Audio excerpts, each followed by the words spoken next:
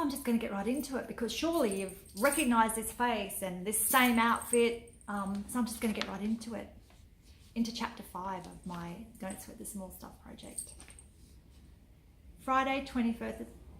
Well, that didn't go so well, did it? Take 2. Friday, 21st of February, 2014. True Compassion. Chapter 5. Develop your compassion. I've spent the past few days thinking about this one and rereading the chapter in the book, Don't Sweat the Small Stuff.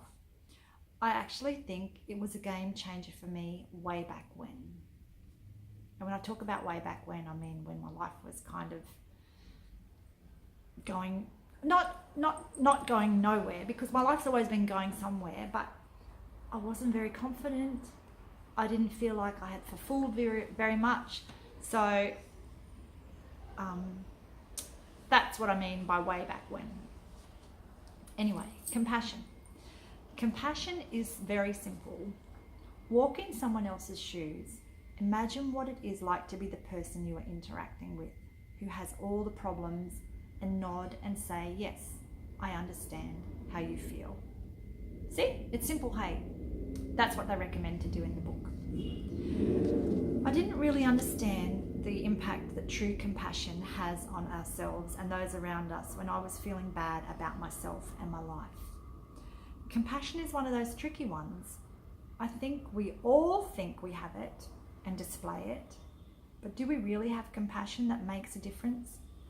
Compassion that makes us feel good? Compassion that makes other people feel better? And compassion that is really from the heart and meaningful? Probably not.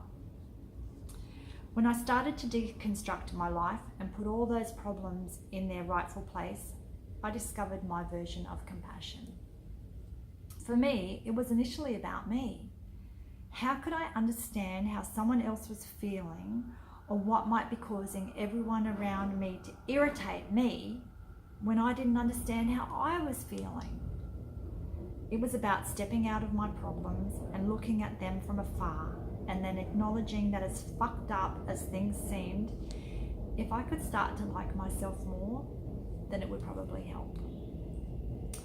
I chose to and had to open my heart, not only towards myself, but towards others. I've got a bit of goosebumps thinking about that. Opening your heart can be really hard. I acknowledge that everyone has stuff going on, a story, a journey that makes their life what it is, whether it's good or bad, and that if I could honestly find perspective, then my outlook would be different. If I felt sorry about me and my problems just for a short time, then why shouldn't I feel sorry about others and their problems? But if I was only to focus on me and my problems, then I wasn't going to be graceful or peaceful. That doesn't mean that you become a victim of someone else's problems, but you can understand why they may struggle, whether it's over something really big or really small. From that understanding, I gained compassion. I could look at a situation and put myself into someone else's shoes and feel what it was like to walk in them, to have some perspective, whether it was on the road, at work, in a queue, in fact, anywhere.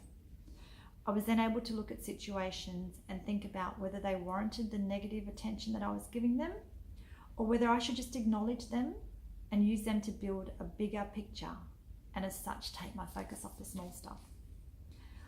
I reminded myself that for me, compassion has to come from the heart, and I had to let go. Compassion really likes to spend time with tolerance, peace, humility, kindness, and joy. Note to self: be the person who cares. Be the person who accepts rather than judges. Be the person who talks from their heart, not from their ego. Be the person who can put aside the small stuff and move on from it, because the peace that comes from that is really worth it.